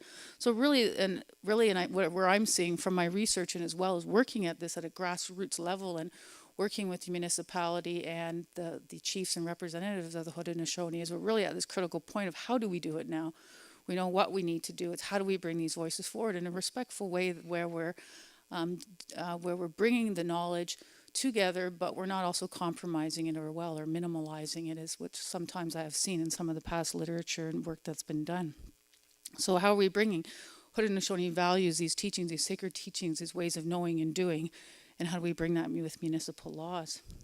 So the Joint Stewardship Board formed some time ago, and in 2003 the agreement was signed, but in 2007 the relationship was repolished, and at that time the Fire of the Valley Wampum was exchanged with the mayor and the Haudenosaunee, and it was to say that we're going to work towards these values of respect, trust, and friendship. We try to embody that in the relationship when we're working. Sometimes it's not always easier because sometimes there's issues of history and past. We try to move that apart, and at the beginning of all our meetings and workings together, we try to remind each other of where we're at. But to step back now in terms of some of the lessons, I won't get into the whole area of the joint stewardship and everything we're doing. I'll show a couple examples in a few moments. But what I've seen now in this need to, if we're preparing for the future and bringing these knowledge systems together, finding ways of working together, because realistically we are As Neil had pointed out as well, if you just look around the reserve, all of these systems are operating. They're all, development is occurring, economic growth is occurring. You begin looking at the priorities of the province and the Canadian government in terms of economic growth and the future population growth. These things are happening. So what we're trying to do is find ways of beginning to respond to that. How do we do that now? What lessons can we bring? How do we maintain who we are, what we know, and what we can do, and bring that to the future to ensure that we are living the proper, like that we are living an Ongohongwe life. So what I've seen from these experiences of having now worked with the board for about 2 years on moving forward on some of these is these agreements that were initially set this high level commitment. And from a theoretical perspective, we say that's what we need. We need these high level agreements that put into operation lower level activities. However, what we're seeing now as we've been working at it and moving forward, but the key is now, and what we're finding, the limitations are that we haven't operationalized these into policy or some sort of practice. We're sort of hitting walls slowly. And it's sort of, and they call it in the theories, adaptive management, sort of learning by doing there. We'll try something, and what it works, we'll take what we can and move forward, and what doesn't work. And that's an approach. And it's a good approach for now, but we're also finding out we have to begin to really formulate this more concretely. One of the challenges from the Haudenosaunee perspective, because when I sit at meetings, I'm sitting there with 3 city councillors, generally 3 representatives of the Chiefs Council, and we're working together to come to one mind. But I often see where some of the relationships are and some of the responsibilities are. For example, one of the challenges we're feeling now is we're seeing is the articulation of our values into policy. When we come to the table and talking about activities and the impacts on perhaps the watershed, there's been some recent activities that we need to look at. What are those impacts? How do we respond? What is our role? The city has their ways of working with their municipalities, with their engineers, with their planning department, with their public works department, sort of in these silos that have set up under that Western hierarchical structure. And they work within their limitations, yet we're thinking this holistic view and impacts these relationships. So it's the bridging of these two together. And often they'll say, we can put this into place, but what are your principles? What are your guidings? What are we looking for? What do we give to that engineer when we want that engineer to come and work? And how do we begin working together? And we see that as something from our end we need to do more work on, beginning to articulate, go through and understand what these teachings, how we begin to formulate. And I've had people say, well, we shouldn't have to do that. And it's true. We may feel we don't need to do that, but it's either we begin to take charge and say, how do we want this relationship to be? And here's where we're at. Or we wait for the city or other municipalities or other governments to do that for us. So that's something I see from our end, from the city process, which we're beginning to see now, is a need for protocols and communications mechanisms within the city.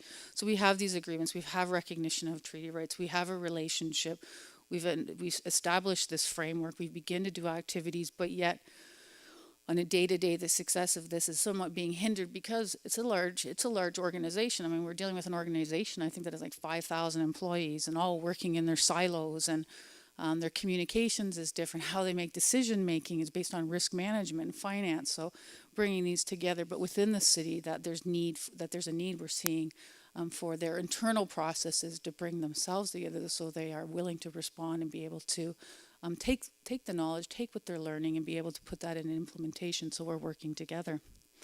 As many of the challenges, there's financial capacity. I mean, that one, I think we always feel that we need the capacity to be able to not understand the reports and understand what's occurring, but to be able to bring that back to the Confederacy, bring that back to the Haudenosaunee, bring that back to the chiefs or the clan mothers or the designates to say, what do we need to look at? How does this impact? What are we considering? So that we're really including many into this process. We're working on community education and ultimately some research and development so that we can take these successes and be able to perhaps use them in other parts of the city or within other municipalities. I'm just going to take a minute because I know we're short of time, just to go over a couple of the projects to illustrate some of the areas where we are bringing in local knowledge holders or traditional people or those holding the history and knowledge and direct relationship to the land that have used it, to bring their knowledge and experiences in. And that's my role, sort of facilitating that between the chiefs and the city. And one was a medicine plant inventory. We started working on that. It was done in the past, and we're continuing to update that based on response to a changing environment and activities that are occurring in the city. Another area we've worked on where we feel the knowledge can be brought forward, where is our best strength, and we bridge this between sharing knowledge and developing economic development within the Six Nations, was the creation of Guyana-Say. This was done a number of years ago when the Red Hill Valley was first being put into construction. But during that time, Guyana-Say was using their understanding of the indigenous medicine, indigenous plants of the region, planting those plants, doing restoration work, and doing it in what we're understanding, and I'm told to be, was a very culturally and spiritually minded process as well. Pardon me. One of the things that we're starting to work on now, we see as an opportunity for to begin to communicate or bring this knowledge and bring these ways of doing to the greater, wider audience, is through the Environmental Interpretive Center. Under the Human Heritage Agreement that was signed between the chiefs and the city of Hamilton, there was an agreement, there was a component of the agreement to develop an interpretive center. So over the last couple of years, last year we developed a conceptual design based on our principles. The consultants came in and worked with the Confederacy representatives, designed our design principles based on Haudenosaunee values and understandings. And through that, then they took that, worked with the board again, and came back and designed what we're at now, this rendering, external rendering. We're also beginning to incorporate, when we're thinking about what kind of programming, what are we going to develop here, what will this facility, what will it do, what's its function, how will we sustain itself, because then there's logical parts of realistic of economics. How are we going to run this facility, and how are we going to maintain it, who will be our audience, and what knowledge and what do we want to teach there. So when we were thinking about it, as we're in the part of programming now, we even talked about how long will the facility stay open, because it's going to have an impact on the feasibility, the cost, the operations. We looked at one of the first thoughts were, well, we'll just run it in the summer and the fall. It's cheaper to do that, close it down, and then we have less overhead and less cost to consider. But then it was a step back as the Haudenosaunee. We say, well, how are we going to really honor the cycles if we want to have this and bring people to the valley and give a place where we can learn, share those teachings to be able to extend out then and hopefully perpetuate this knowledge to the next generations, whether they be Haudenosaunee-Indigenous or the non-Indigenous peoples. So we're working on that, and we're looking, I think I went maybe back too far. One area that we really would like to strengthen is the environmental monitoring, and this is where we see a huge role for the Haudenosaunee to bring knowledge and to bring experiences and to bring that understanding of the relationships and the cause and effect. And the monitoring that was conducted for the Red Hill Valley initially was conducted primarily through a Western approach, through requirements under the federal, provincial environmental assessments, and through requirements for the certificate of approval for construction. And it covered general rainfall, morphology of the stream, habitat, fish, and things that we also, when we sat back and said, now that we're going to move forward, how do we protect this for the future now that formal monitoring is done? We're saying we still want these things, because we're not saying these aren't important indicators, but we're saying there's other things we need to consider and other ways that we want to contribute to this, bring this information back and decide for ourselves as well, how healthy is that environment, and is it going to be there for the future? So when these reports came out, and they came out this year, we had them brought back to the Haudenosaunee. They went back to the environmental monitors who are out working on various activities, and they came back with a series of recommendations. So what we're doing here is looking at this as a model, as a way to begin bridging, a way to look to the future, because we have these knowledge, we have these experiences, but if we need to prepare for the future, we need to begin sharing that and working together. And we're seeing that there's good reception as well. I just have a couple other slides here of something that we're finding now in terms of putting this into practice, putting the ways of alternative ways from the city perspective of doing things into operations. And one thing we're seeing now is the ability to respond to change. Because the systems are continually changing, because we have variability, because we have rainfalls, because we have systems adapting and moving and doing what they're meant to do. Often municipalities or mainstream planning wants things to stay the way they are. So one of the challenges we had here in this example is flooding that's been occurring within the valley now, and the valley happens to be, or within the creek, and it happens to be right adjacent to a golf course. So we get into these competing values where we're like, the stream needs to do what it needs to do. That is the role of the stream. It will find its own way. We need to ensure that it's doing that for the health of the system itself and all of those systems that it sustains. From the city perspective, this is maintenance, the widening of the stream, the removal of the plants. So we had some challenges with this. So this involved working with the engineers, working with the city of Hamilton and their engineers, and obtaining their plans, finding out what they're going to do, how they're going to do it, and implementing a process to respond to that, to try to protect what was left. And I think this is the realities for Indigenous people or First Nations, or however Indigenous people that are adjacent to municipal areas or areas where we're going to see increased growth. Is often it might be a bit of a response as well, that we need to begin to protect what's there. We may not have vast amount of green space now, but the green space that is there, we need to do the best that we can do. And also while we're doing that, we're building those relationships and we're building models to be applied to the larger scale when and if needed.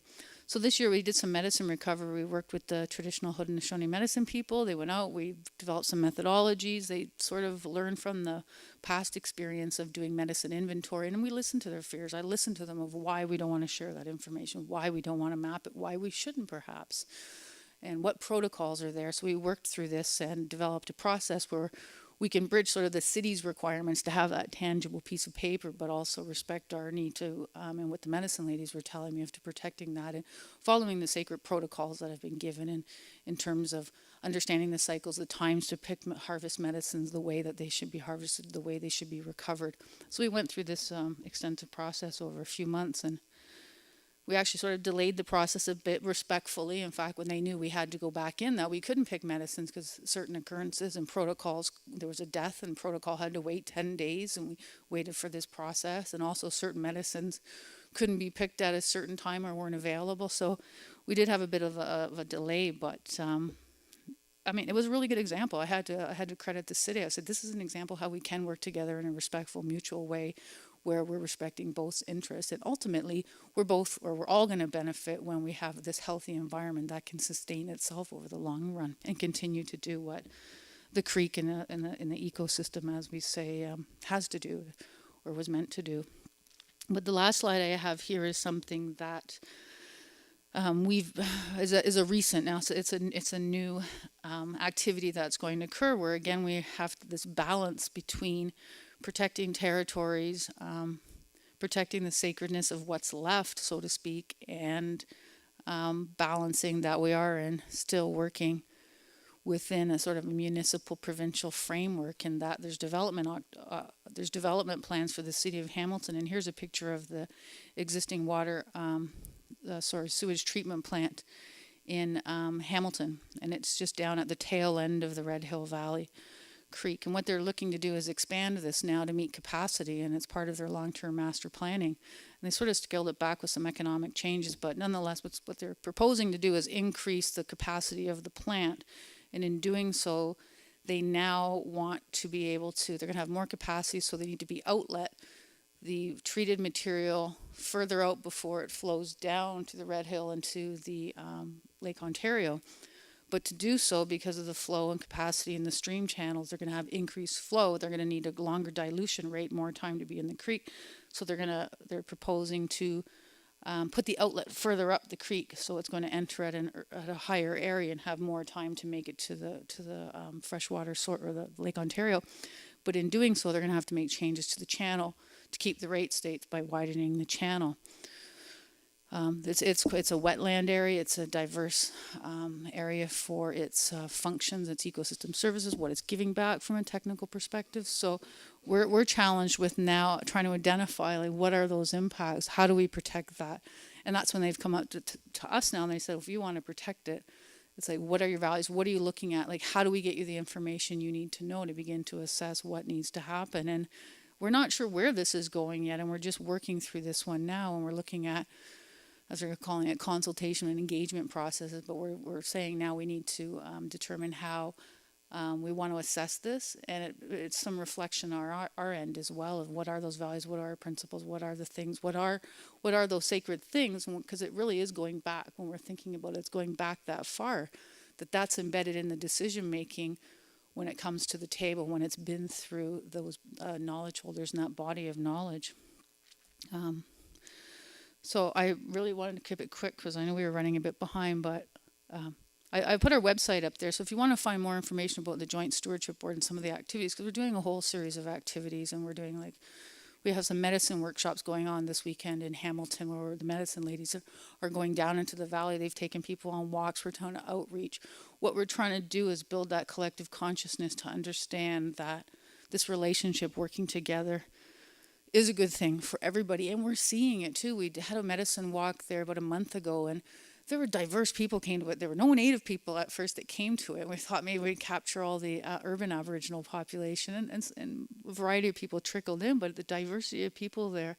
And later when I spoke to the medicine ladies after the workshop, they said it was great. They learned a lot. The people loved it. They were calling them back. They were gaining an appreciation of the valley, the medicines, the understandings, and they said they really started to get it, and they saw that they felt inspired. So they were very eager to go back this week. They're like, we're really happy. So it was a good sign that as well, we have these high level agreements that enable activities to filter down, and we're working on the policy element, but there's this grassroots piece that's going down, and for everybody, why I look at that is because there's a role for everybody within this, a role and a place for us all to contribute to these ways of bringing this knowledge, harmonizing it in one way or another, because it is, whether it's one's dominant over the other, there needs to be a way of bringing things together so we can all work together.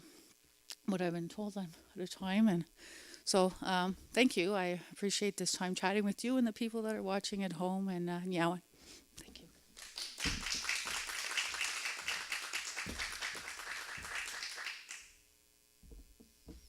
We are going to spend a few minutes on some questions. If anybody here in the audience has a question, we do have a microphone somewhere to ask the question, and we'll continue this dialogue for a few more minutes before we wrap it up. Does anybody have a question? Yes.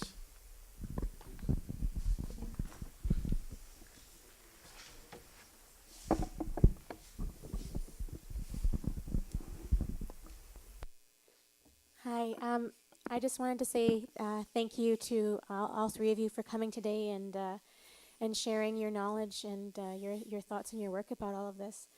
I guess the question I have is for all three of you, and it's something that I think about a lot. And so I'm wondering how we take care of our relationships with creation, with the environment, in a sincere, genuine way on the one hand, when we also are part of a society that does harm to the environment sort of on a regular basis, right? So I drive my car, I take a flight somewhere, I eat a steak, I use electricity. I feel like all of these things are in some way doing harm to the environment, and yet at the same time, I can give thanks for it. And I worry that, like, does it cancel each other out? How do I maintain that relationship in a good way, and still exist as a human being in a consumer society? Welcome to the Haudenosaunee Environmental Club. That is the number one question. Dan, you have some response to that?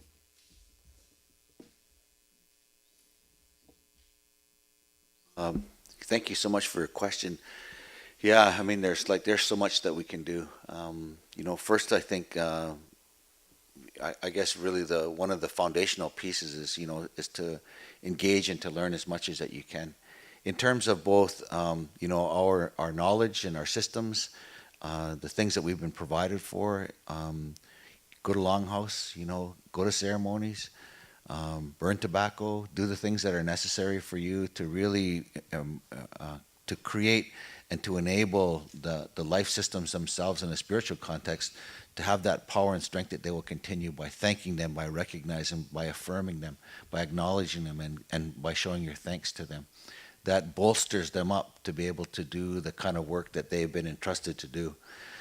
And at the same time, to learn on the other side of all of the implications of the things that we do, and then to be able to make better choices. So fortunately or unfortunately, we all drive cars. Are there ways of being able to drive less? Are there cars that are better than other cars? Are there ways of being able to car share together, to lessen our impacts? the food that we eat. We all go to Sobeys and Loblaws and No Frills, I guess, and different places for our food. So is there ways for us to grow our own food, and being able to, find better ways to reduce our utilization of electricity? Those are all kind of physical fixes, and sometimes, maybe in the end of it, it's a bandage on a broken leg. But at the end of the day, I mean, that becomes part of the things that we need to do ourselves and to instill in ourselves.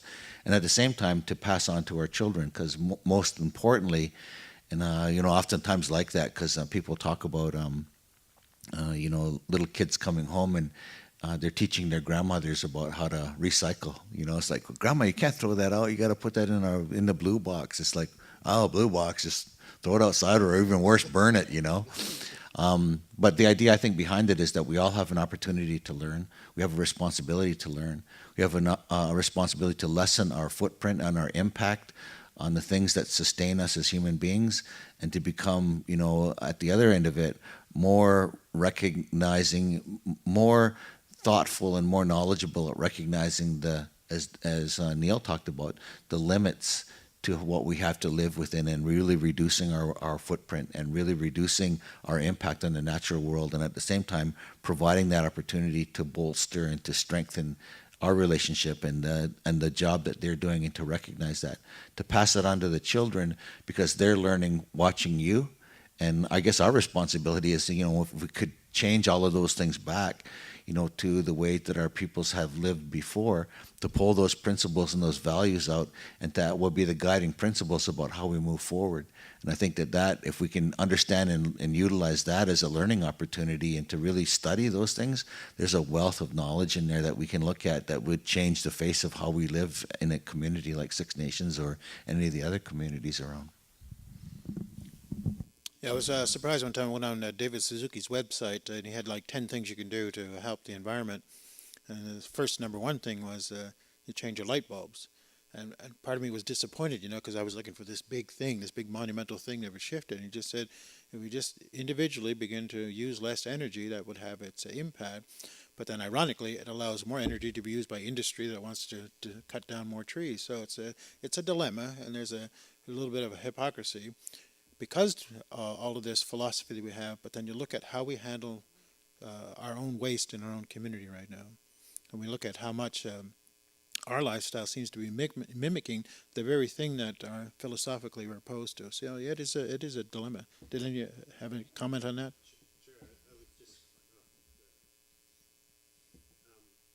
Yeah, so I mean, we always, for years I was Debbie Downer about that stuff, right? I mean, you're driving to the store, you got to be riding your bicycle. You're eating a steak, you should be eating beans or whatever. So I think one of the things I thought about, even with the migration trip and some of the programs we're doing is some kind of point of reference that we are working towards. And I think what has happened is we've lost our imagination. We've lost our imagination to how to reconcile those things, how to build systems of transportation and food systems and material systems and energy systems that are innovative and give us hope that things will change. And it's also amplified a bit by being in the East.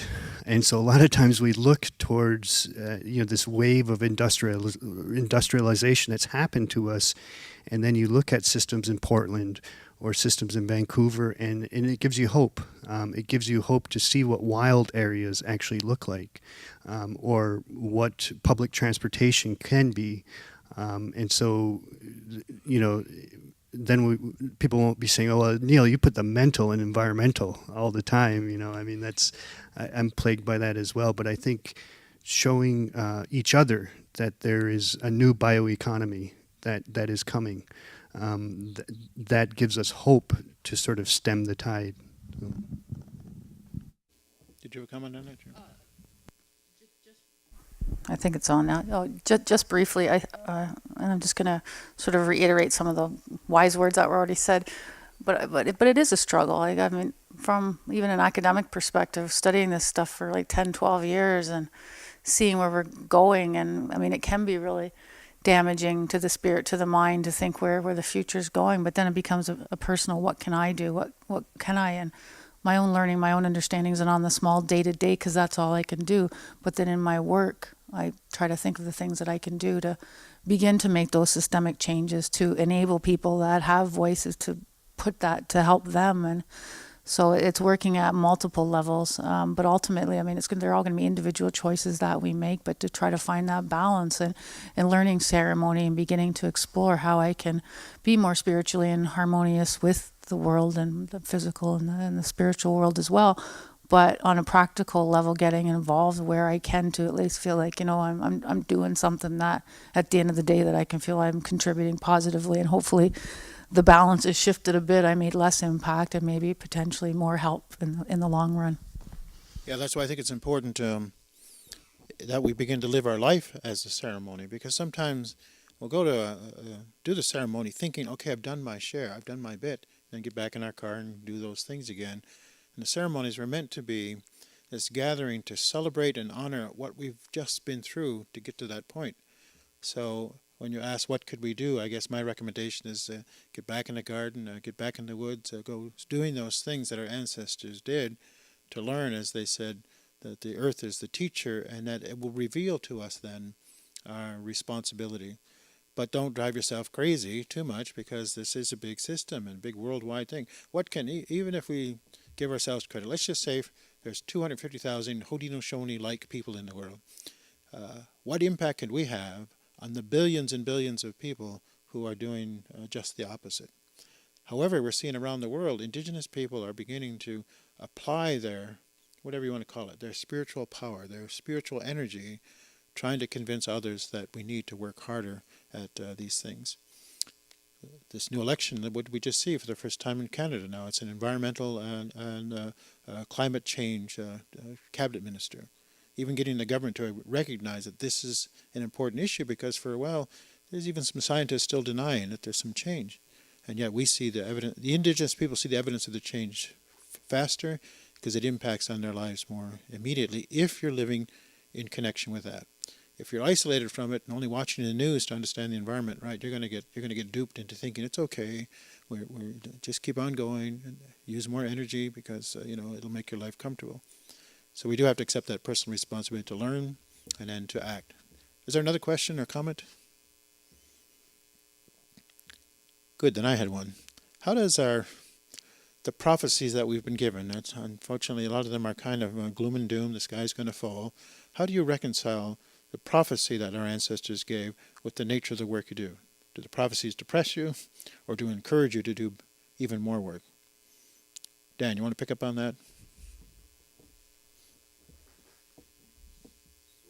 Question.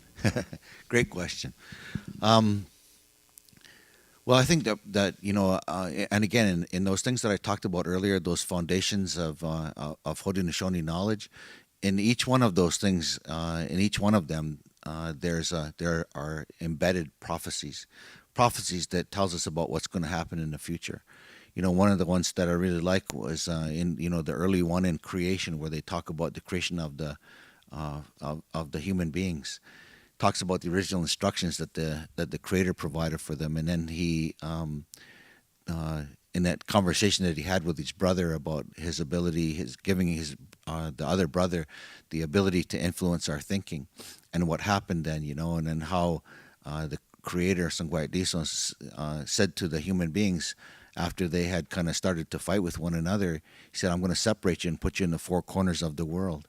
And he says, and we'll see which one of you still holds on to the original instructions that I gave you so long time ago. So he said that, but he says, there will come a day when you'll all come back here. And that will be the day whether you will determine whether life will continue or not. It's like, wow. Like for the first time in human history, the four sacred colors of human beings have come back here. We're all living together.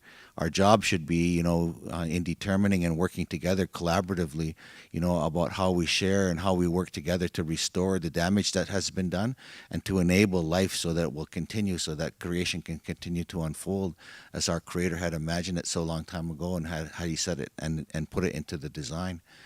So when you look at the prophecies that are embedded in there, it's like, wow, it becomes very, very clear about, what our job is and what we should be doing.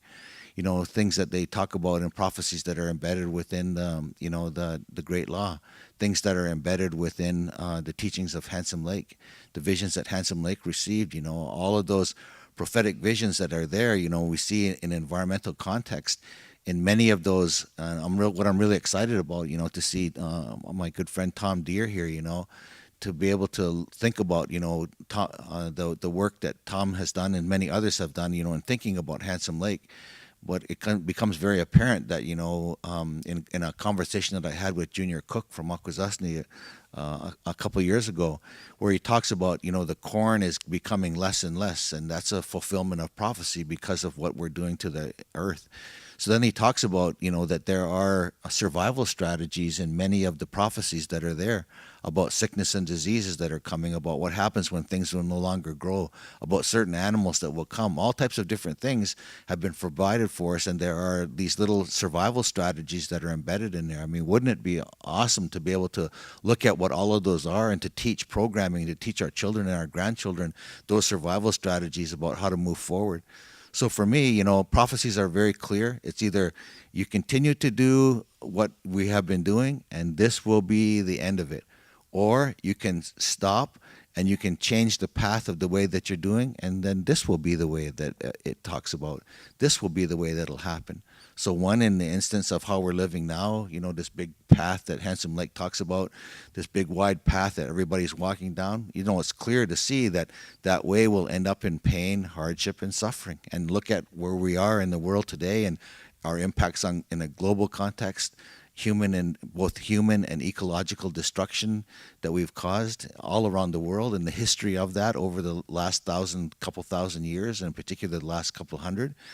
Or else we can turn away from that and then begin a process of looking at how do we begin a process of change. And again, that change has all been laid out about what we need to do, about how we need to live, how we need to see ourselves, how we need to care for ourselves and each other and for creation, what our responsibility is in terms of our both physical and our spiritual responsibility. It's all laid out there. So, and in that way that we can see, that's the kind of pathway that ends up, the benefits of that are the things around health, happiness, peace, love. That's what the Creator has provided for us. He's given us two paths that they laid out. So for us, then it becomes clear. So when you see prophecy, it's like, man, it's clear. I want that one. And so let's get on the path for that one. And it's clear what's going to happen. So let's do the work and let's lay it out in front of us. And I like how Tommy Porter talks about it. He's like, time to roll up your sleeves. Let's roll up our sleeves and begin a process of working together to ensure that life will continue. Because at the end of the day, as we talked about earlier within creation, the teachings of creation, they talk about everything that we see. It all works together to sustain life. And as the human beings, we're the only ones that have the, opportunity to choose not to work, to choose to either work for life or to work to destroy and to degrade and to deter life. So for me and the people that I have influence with, and from my own perspective, let's work for life. That's what our ancestors provided for us. That's a great way to wrap up our discussion today. I just wanted to remind us, because we heard a little about this today. The Two Row Wampum, we're familiar with that. Part of the internet ideology, the Reader's Digest version of it, is that we're in our canoe and we stay there, and they're in their ship and we stay there. We don't interfere with each other. Well, colonization has taught us that wasn't quite the way that it happened. And a lot of the ideology of the ship has invaded that of the canoe. And I don't think we can no longer sit in silent witness to watching the ship continue to pollute the water, if this is the river of life, to harm the fish, and then eventually harm us, that we have to engage in it in a new way. Because what the Two Row talks about is the canoe and the ship are going to be linked forever. And that the grandchildren of the canoe are going to be related to the grandchildren of the ship, and that's also coming true. So we're hoping that we can think a little bit more about Indigenous knowledge, not as only belonging in a canoe, it only belongs to us. But this was the pattern set in place. If you're going to live here in this land, that the ship needs to understand and employ, and as we saw with the work that Sheri's trying to do, is getting them to understand that the principles and the relationship to the environmental is their responsibility as well as ours. Sometimes we get painted as we're the only stewards of the earth, like it's all our responsibility. well, there's a whole lot of other people in the world who have to come to attention to this matter. So we're going to continue these conversations, and I thank you for joining us today. It was a great time. Our next one is going to be about Haudenosaunee food sustainability and taking a look at our agricultural system. So we look forward to having you join us again in the next conversation. So until then, we'll see you. Thank you. Donitu.